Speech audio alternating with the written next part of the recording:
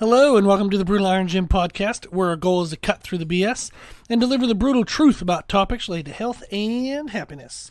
Today's podcast is number 1417. The topic is training, and the title is How to Train for Improved Balance. So, had a fellow trainer ask just kind of how I approached training clients for balance. I do have a certification in corrective exercise, so I do work with people to kind of repair injuries or movement pattern concerns, and just if if they have aches and pains when they exercise, we work to try to address that and fix that. While we also work on other goals, if they have fat loss goals, strength building goals, muscle building goals, and a lot of the people I work with for corrective exercise therapy are actually athletes, and they actually are active in a sport. So they do CrossFit, but something's hurting. They do powerlifting, but something's hurting. They do bodybuilding, but something's hurting. So I get to work with people who usually already have other goals that they're working on, and then we're just trying to take away pain that they're experiencing while working for those. So this trainer, he asked kind of just how would I approach adding balance work to a client's programming, and the general way that I do that is I try to blend it with what they're already doing. One of the mistakes I'll see trainers make, or just people trying to do it themselves, is they replace some of the things they're doing for balance work. And the reason why that's not ideal is you need what you're already doing. So most people, what they're already training for is improved strength. You need stronger muscles. The stronger the muscles you have, the more they can control your position, so it actually improves balance. Strength is by far the number one focus that you should focus on when you're trying to improve balance. If somebody doesn't have good balance, like walking, get their legs and hips very strong, then all of a sudden their balance improves. I've worked with people in their 60s, 70s, and even 80s, where they came to me through a friend of a friend, and they're like, I'm having issues with a knee pain. I'm really wobbly. Maybe I work with a client's, parents, that kind of thing.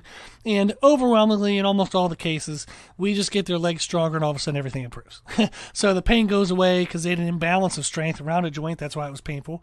And they were having balance issues because they were weak.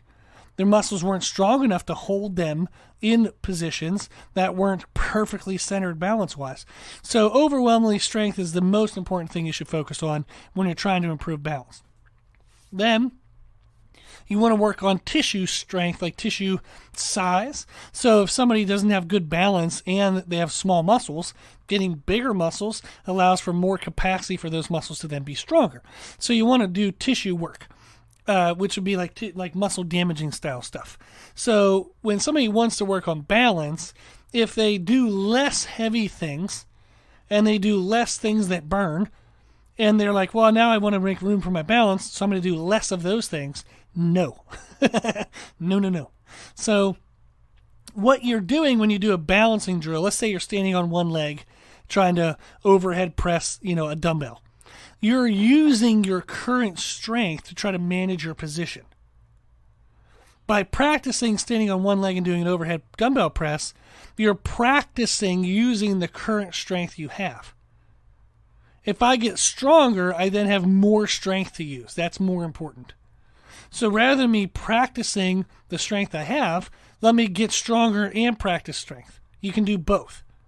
You definitely do not want to stall out or slow down strength progression, because that's actually going to make things worse. You might get more coordination with doing some weird balance drill, but it doesn't mean your balance is actually improved. You just got more coordinated with that specific drill.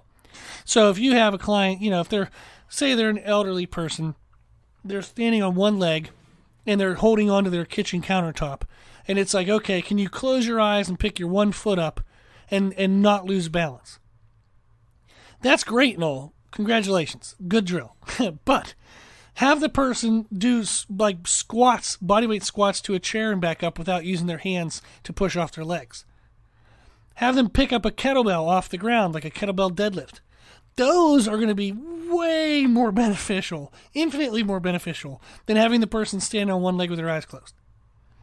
So again, balancing drills just help them practice with the strength they have.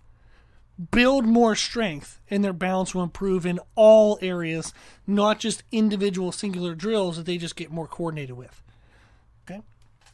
So some of the ways I do this is I integrate balancing drills into warm-ups for other exercises. So for example, say we're working up to a heavy overhead press. I want them to do, maybe they're doing dumbbell overhead press.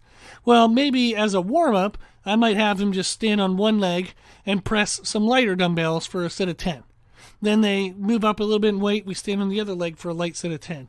Move up in weight, stand back on the first leg for a set of 10. Then do again, get the second leg for a second set. And then all of a sudden we put both feet on the ground and we lift something heavier.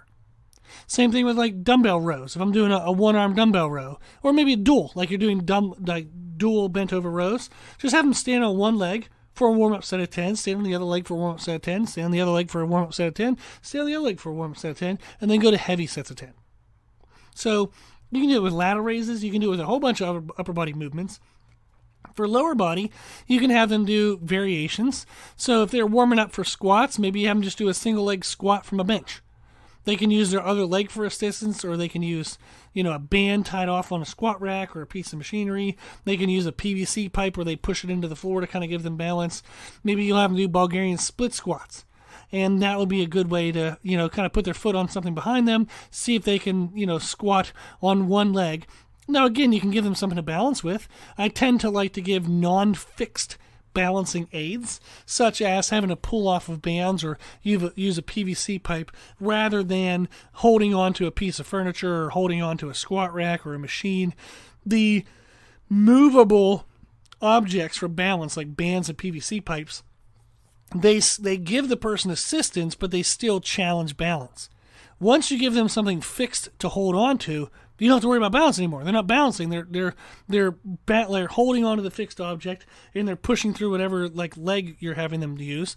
So they're balancing by kind of leaning into or pulling against that fixed object. Once they have the pressure, either a push or a pull set, they can then just keep doing the movement, but they're not managing that balance. So you want to give them something that gives aid, but it still moves. That's bands and PVC pipes. Now, I've seen a bunch of other ones, but those are very common ones. So that's one of the ways I'll do it, is I have them warm up for a heavier movement with lighter variations of the same movement, but balancing on one leg. Another thing I have them do is we'll have a large movement that we're doing, say, for example, we're doing cable seated rows or dumbbell one-arm row. How about that? So I have them do maybe a dumbbell one-arm row. They're going to do, one set on their right arm, one set on their left arm, and then maybe while you're resting to get ready for the next set, you have them just stand on one leg and do a one-arm row with a band where the band is fixed off of something solid.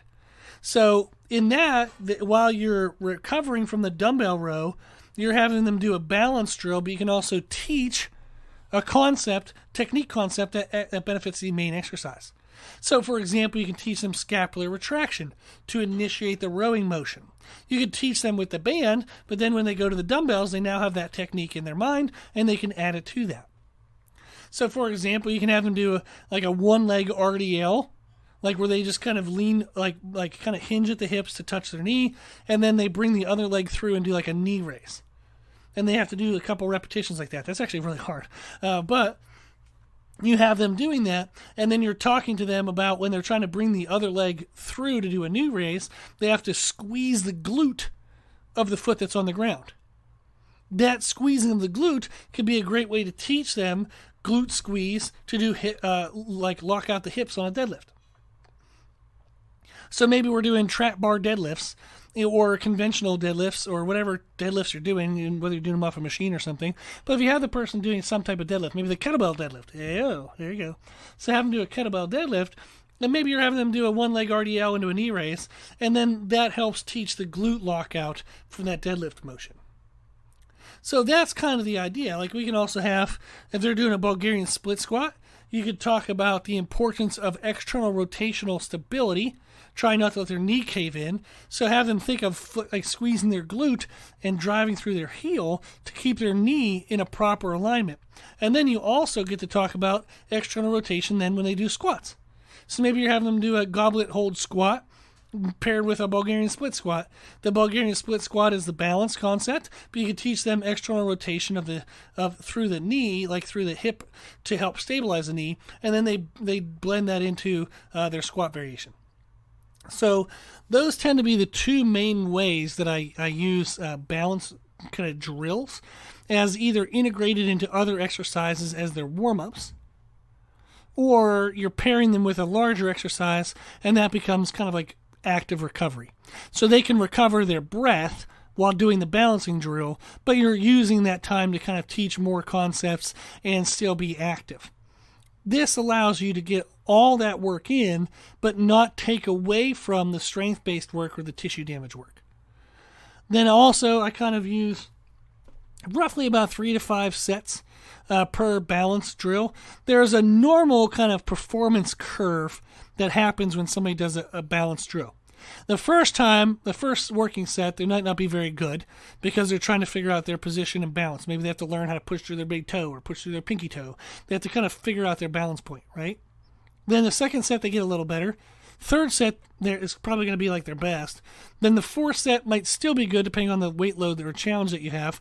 By the fifth set, they're probably starting to decrease in performance. So you want to give them a chance to learn the movement and then test the movement, but then walk away when performance starts to decrease. You're just trying to stimulate the concept of balance and then get away. If you have them continue to do it until their quality gets trash and they're exhausted, then that's usually overdone. They're going to be very demoralized, frustrated, and it's just unnecessary. So the performance curve is the first couple sets, they get better. Then if you keep going, it gets worse. So give them a couple sets to get to the better part, but then stop before it gets worse. Okay? Now, within a whole week, I might do anywhere between, say, 6 to 12 working sets on balance, but it really depends on the person, the frequency of their training, their current strength levels. There's just so much variance to it. But this is how I typically blend it in. I usually will do a couple working sets, but you get away before it gets crappy.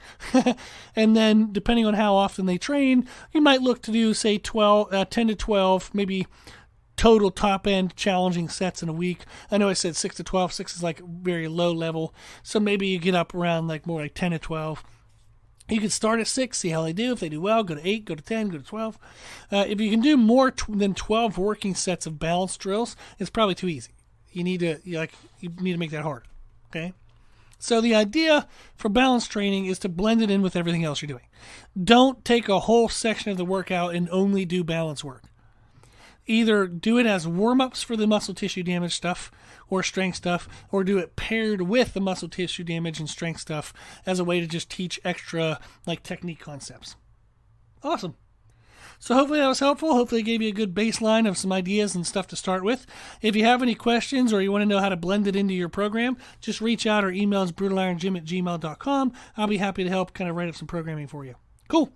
Well, if you like today's podcast or a podcast in general, please consider sharing the podcast. The more people we share the podcast with, the more people we can help. That's the whole point of it. Thank you to the patrons of the podcast, people who financially support the podcast, which you can now do on our website. The podcast is well over $1,000 a year for hosting costs. I give an hour to it every single day, and we like to keep it for free. It's only thanks to the donations that it makes any sense to keep it for free. So thank you very, very much. I appreciate it. You can donate on our website, www.brutalirongym.com. There's an option for a one-time donation, monthly donation, yearly donation. Anything you do is greatly appreciated. We all thank you, so we can keep this going. Thank you. If you like the information we share in our podcast, you can find more from us on our social media channels on Instagram, Facebook, Twitter, and YouTube under the name Brutal Iron Gym. If you have any questions, feedback, suggestions, anything you want to know, let us know at our email at brutalirongym@gmail.com. As always, I hope this was helpful, and thank you for listening.